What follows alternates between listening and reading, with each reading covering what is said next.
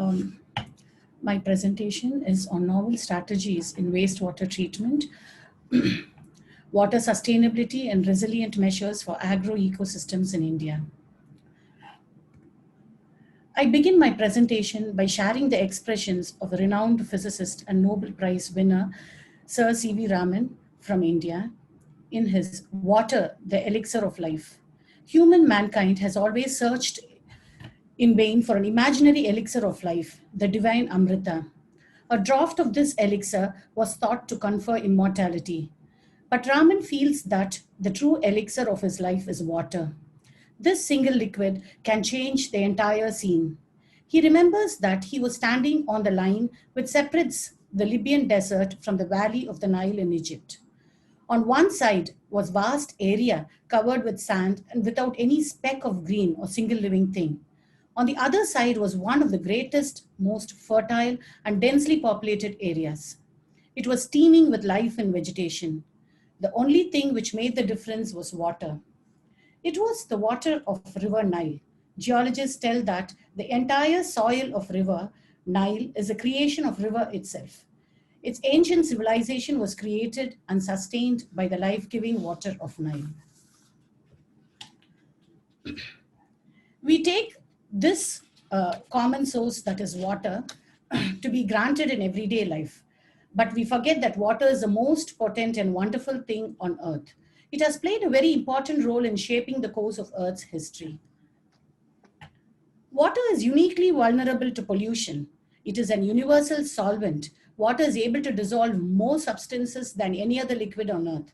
It is also why water is so easily polluted. Toxic substances from farms, towns, and factories readily dissolve into and mix with it, causing water pollution. These show the various forms of pollution. Point source pollution being factories, including oil refineries, pulp and paper mills, chemicals, manufacturers, electronics and automobile manufacturers typically discharge one or all these pollutants into discharged waters. Some factories discharge these effluents directly into a water body. Others treat it themselves before it is released. And still others send their waste to sewage treatment plants for treatment. Sewage treated plants treat human waste and send the treated effluents to a stream or river, thereby affecting miles of waterways on ocean. Unregulated discharges from point sources can result in water pollution and unsafe drinking water and can restrict activities like fishing and swimming. Some of the chemicals discharged by point sources are harmless, but others are toxic to people and wildlife. Whether a discharged chemical is harmful to the aquatic environment depends on the number of factors, including the type of chemical, its concentration, the timing of its release, weather conditions, and the organisms living there. Now, the non-point sources are from land runoff, precipitation, atmospheric deposition, drainage, seepage, or hydrologic modification. It comes from many diffuse sources caused by rainfall or snow melt moving through the ground.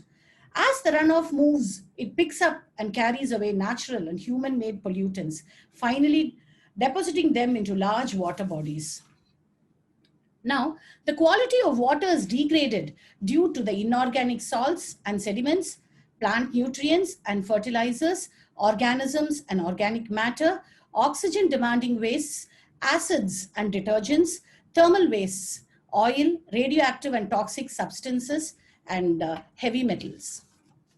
Now, this slide shows the various water contaminants that are there in the disinfectants which come with the water supply. The three major components are the material are chloramine. It is a water additive which is used to control microbes, particularly as a residual disinfectant in distribution system pipes. It is formed when ammonia is added with water containing free chlorine. Monochloramine is one form of chloramine commonly used for disinfection by municipal water systems. Now, this exceeding dosages of this chloramine could experience irritation in eyes and nose and some form of stomach disorders, and also can lead to anemia. Now, the second material is chlorine. the very common thing which we find. The gaseous or liquid form of chlorine is also a water additive used by municipal water systems to control microbes. Chlorine is relatively inexpensive and has the lowest production or operating costs and longest history for large continuous disinfection operations, we generally find.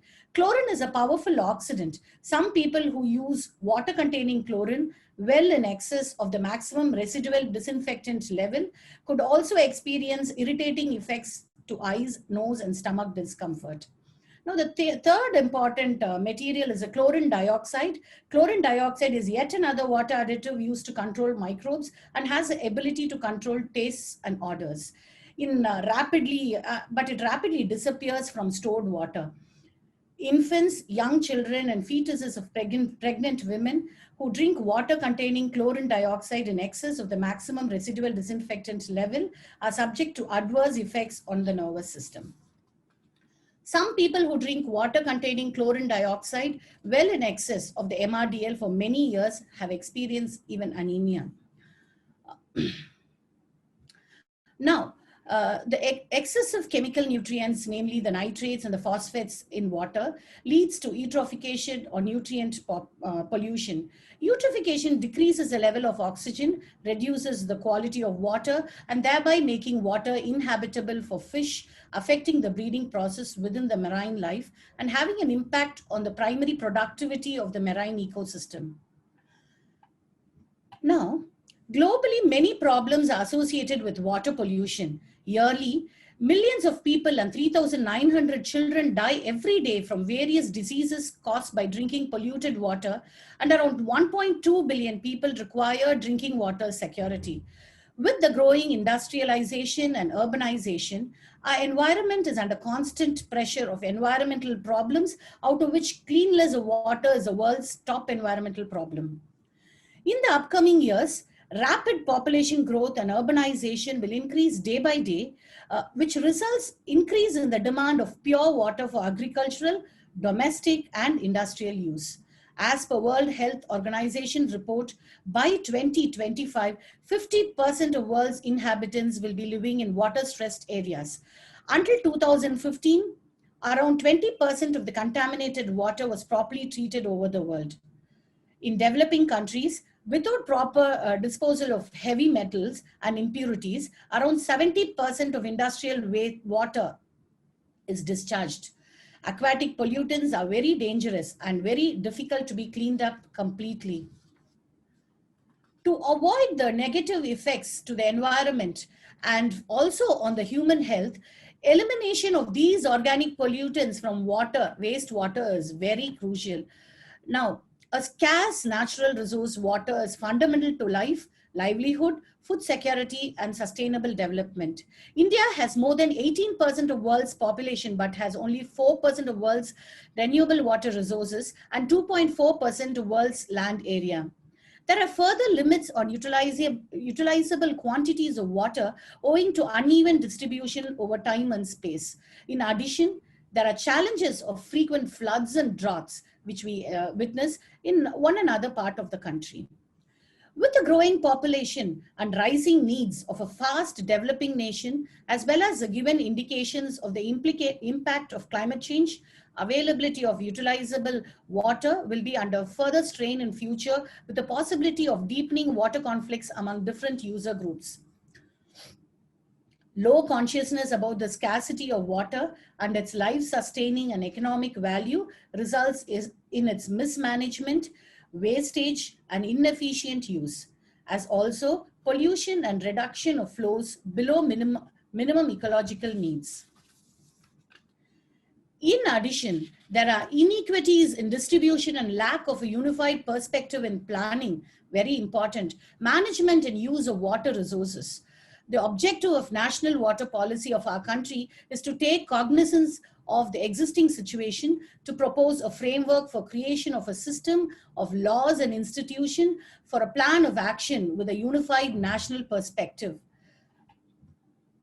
Now, coming to the sustainable wastewater treatment, my point over the discussion today, it consists majorly of three components: primary treatment system, the secondary treatment system, and the tertiary treatment system. Now, the primary treatment system includes, under this process, it removes floating materials and large inorganic particulate matters. It is also called as a pre-treatment in a common treatment system, removes suspended and settleable solids, removes excess oil and grease. The wastewater is collected in a sump and pumped to the next level. Now, the second treatment system, it is a biological treatment, and biological process takes place in this treatment by the use of microorganisms, primary bacteria to convert biodegradable organic matter contained in wastewater. The oxygen level in the wastewater will be changed in order to produce aerobic and anaerobic environment. The common type used in our country is oxidation pond, which we generally call as a lagoon. Large and shallow pond designed to treat wastewater through the interaction of sunlight, bacteria, and algae.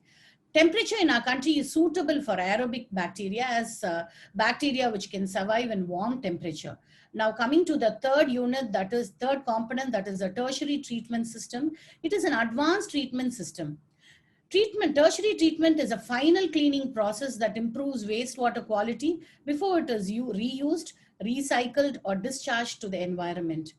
The treatment removes remaining inorganic compounds which are found coming out of the primary and the secondary, and the substances such as nitrogen and phosphorus which are present.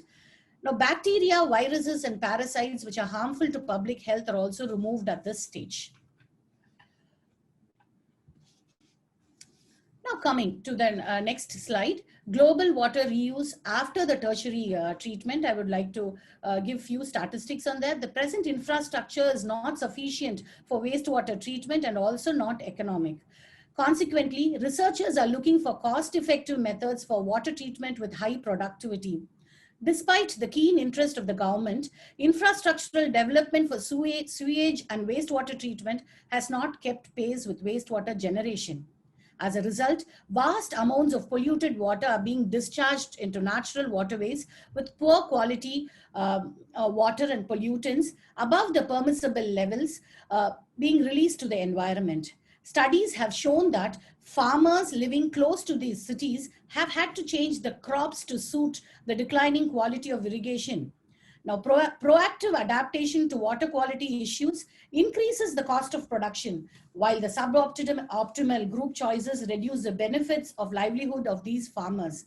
With many components of the water cycle being affected for years and the increasing water demand for cities, there is a sense of urgency to explore sustainable water management strategies, which, while looking into the multiple uses of wastewater and alternatively,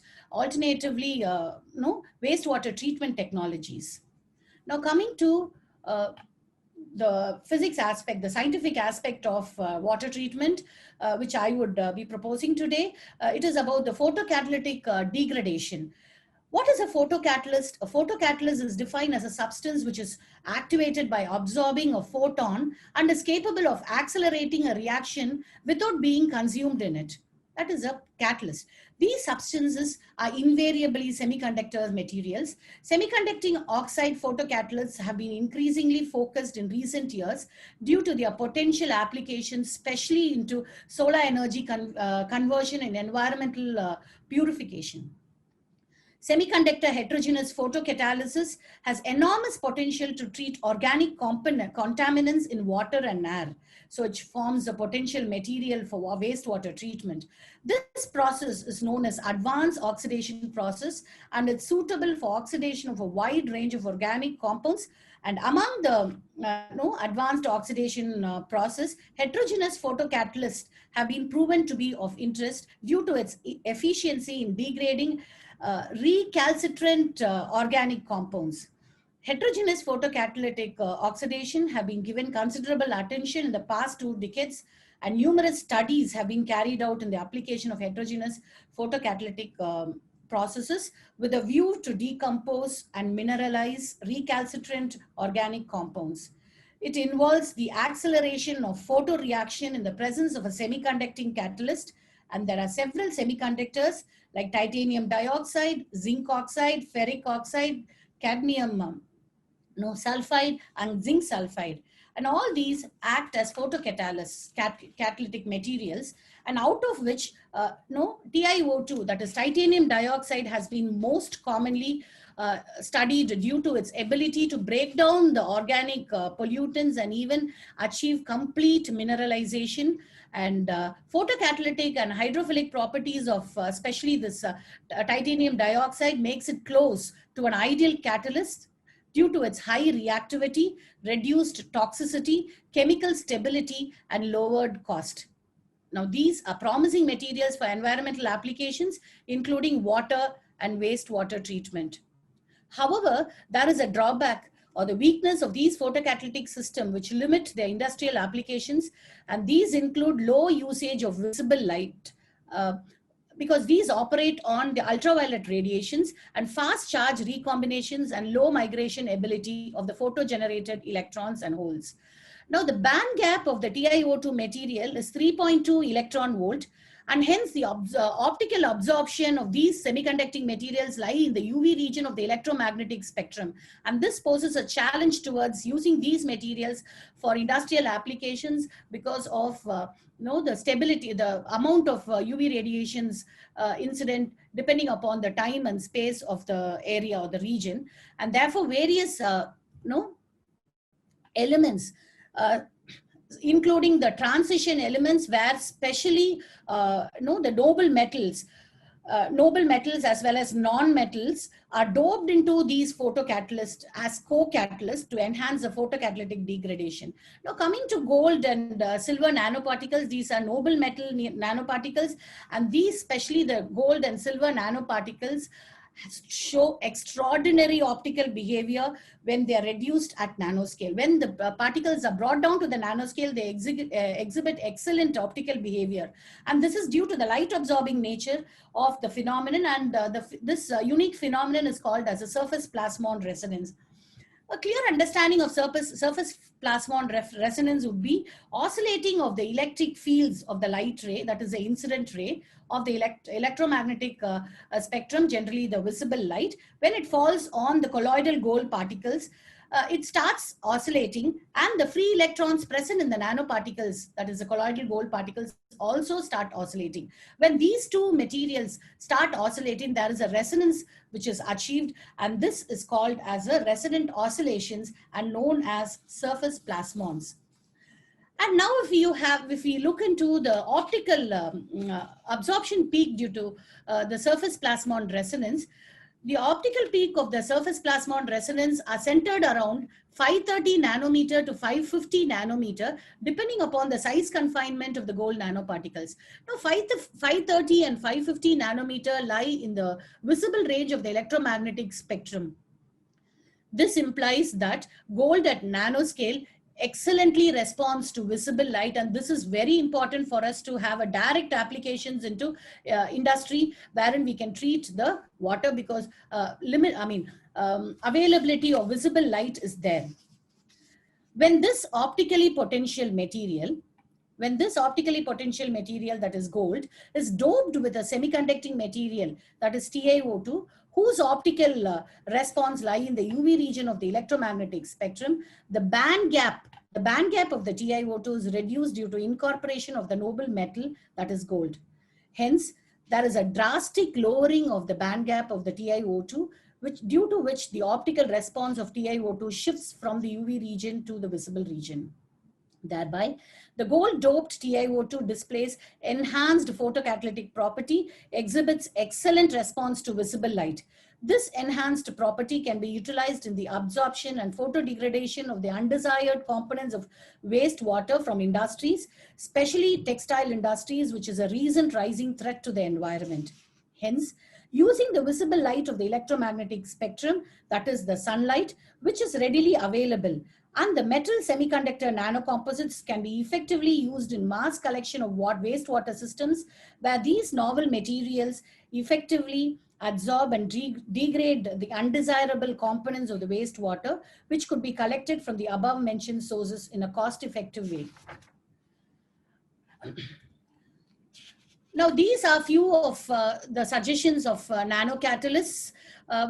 being TiO2, zinc oxide, no, the manganese dioxide, magnesium oxide, and ferric oxide materials. These are also potential materials for having as a photocatalytic behavior, excellent photocatalytic behavior. So hence can be applied for treating the polluted water.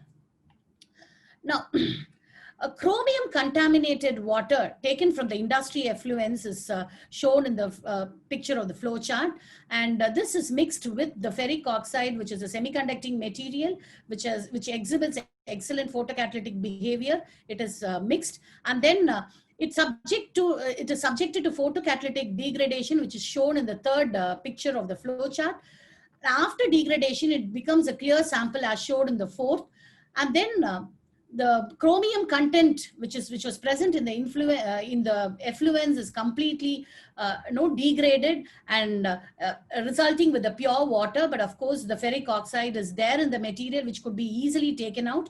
The ferric oxide, you can see there, is dispersed, and it also forms as a magnetic bed.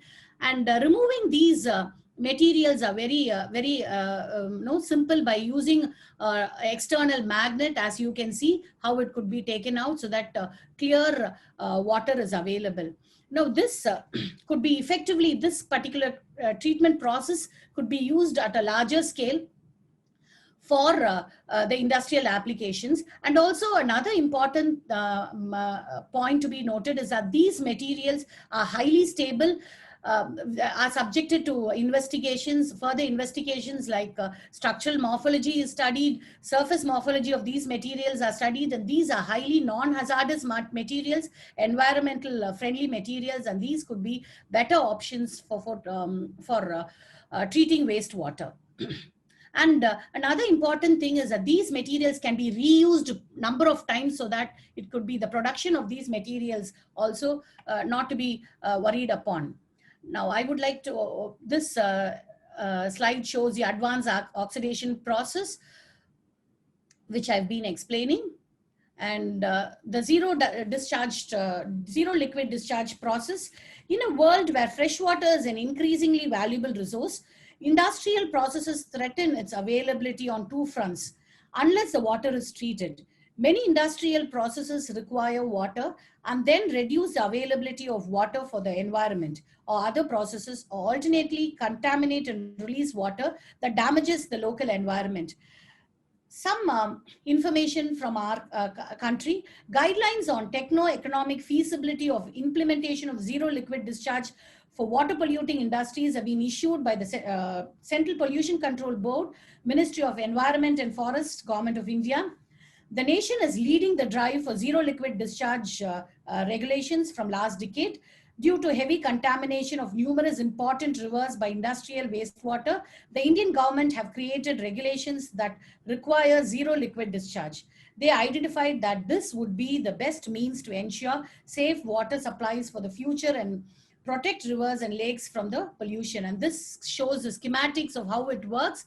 The wastewater treatment, the wastewater producing place, that is the industries, then the water effluents from there moves to the zero liquid discharge treatment plant, wherein we can also have our photocatalytic degradation units as well there. And then we can use it. The water coming out from this wastewater treatment plant can be reused into the industrial unit, so that there is a considerable amount of decrease in need for the fresh water could be done. And also, if it has to be moved to the excess water to be treated and left down to the water bodies, it will be environmentally friendly. Once after reused, it could be reaching the water bodies.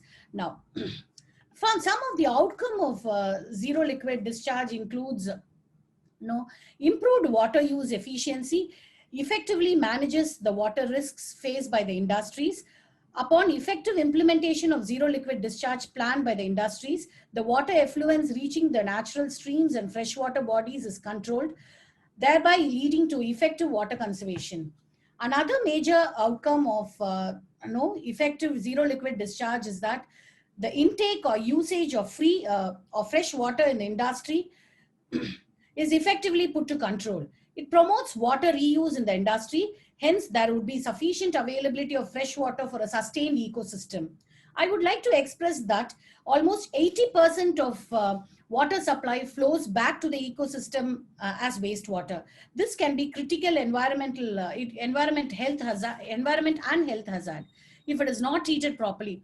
But its proper management could help the water managers in meeting the city's water demands. Currently,